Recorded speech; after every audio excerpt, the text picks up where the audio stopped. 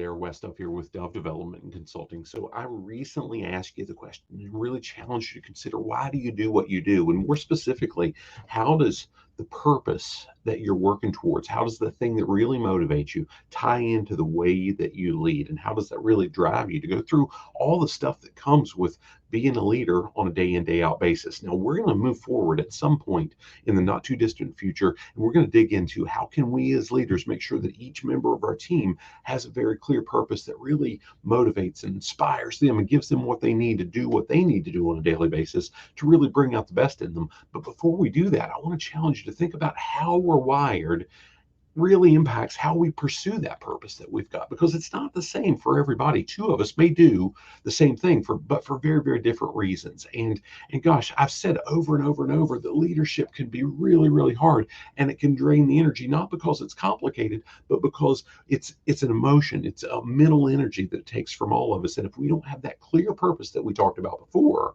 and we don't understand how our wiring really ties to that purpose, it can be tough to maintain it on the best of days, and it could be even harder to really dig through it on the worst of days, when we've got those terrible things that we've got to deal with, and it carries that weight that we've got to really take that energy and dive in and dig in and get the most to where we can impact the teams that we lead the way they count on us to lead them in a positive way. So what we're going to look at is how some of us need to really be looking at what are the results that we're achieving. Gosh, for me, if I know that I'm getting things done and I'm checking it off the list and I'm making a difference for the people around me, those results motivate me day in, day out. And I can push through some of the most difficult, some of the most taxing, some of the hardest, most mentally draining things if I know I'm getting results. For others, though, gosh, for a segment of the population, they better have some fun built into achieving those results, or it's going to wear them out. It's going to suck the energy out, and they're going to say, hey, I'm going to move on to something else. This just isn't worth it if I can't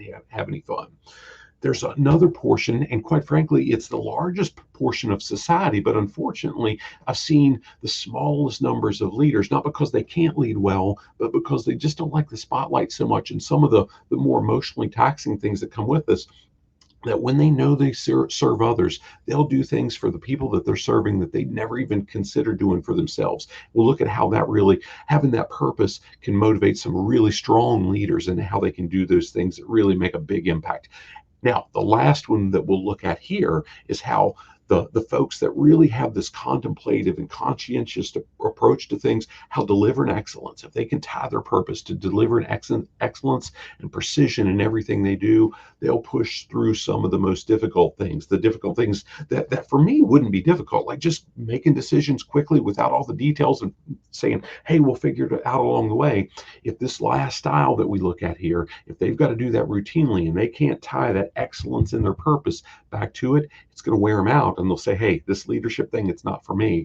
And over time, we're going to miss a great opportunity to have some wonderful people in leadership roles if we can't connect each of those four individual primary styles effectively back to their purpose, to their leadership approaches. Now, as we move forward, the next thing we're going to dig into is how can we figure out how to keep it top of mind? How can we build systems in our routines that really help us make sure these things happen? And more specifically, how can we prioritize our time around our own approach, around our own style, and grab hold of that purpose in a way that it really makes the best possible impact for the folks that we lead? If you've never done it, though, I want to challenge you, wherever you're accessing this, to go quickly through the assessment that we've got. It's a video assessment. I'll ask you a couple questions, you'll make some answers, and we can figure out where can you capture some of the profitability that's likely being lost in your organization right now by leading more effectively. And we'll suggest maybe some tools that could help you. Maybe it's something complimentary, maybe it's something low cost. Maybe it's a conversation to where we catch up and say, hey, what's the best way we can really lock arms and help you capture that lost profitability by building better leaders in your organization? I hope this serves you well. Stay tuned for more on how we can really capture that purpose and work toward it in our leadership roles. Make it a great day, and God bless.